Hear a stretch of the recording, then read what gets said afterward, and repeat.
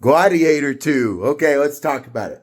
So, I'm a guy. Okay, so the first film, Gladiator, Russell Crowe, in my opinion, the best movie of all time. My favorite movie of all time. I didn't get to watch it until I was in college, right? It came out in the year 2000. I was like 7 years old. My parents never would take me to see a movie like that when I was seven. But when I was in college and I got a chance to I just love that movie. There's just something about Russell Crowe in that role. And Russell's a good actor in general, right? And so I was super excited to hear the Gladiator 2 was coming out. I was like, oh my God. But when I went to see it the first time, I was disappointed. I was like, oh my God, this movie sucked. This guy's not Russell Crowe. Ridley should have just let the movie stop at the first one. But then something in me was like, let's go see it a second time without the expectation this time. So I went to go see it a second time. This time, okay, wow, this movie's actually pretty good. Let me see it a third time. Okay. So now by the third time, this time I'm starting to see things that I didn't notice the first movie, right? I'm even starting to look at other characters that I didn't really pay attention to the first time around. And, you know, then I got an opportunity to see it a fourth time.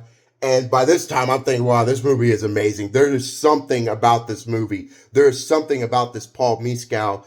I've never even heard of Paul Mescal before, right? He'll be in everything now. And Paul, man, you don't have social media, man, but if you ever see this video, I would love to meet you. But anyways, there's just something about him. He's got that something that Russell had, right? And he looks good, he talks loud, right? He looks like a natural born leader, right? Not everybody looks that way, right? Not every person you meet looks like a naturally born leader. He does. That Paul Mescal looks the part, right? He sounds the part, he looks the part. And so he's the reason why I've really gone to see it 7 times now.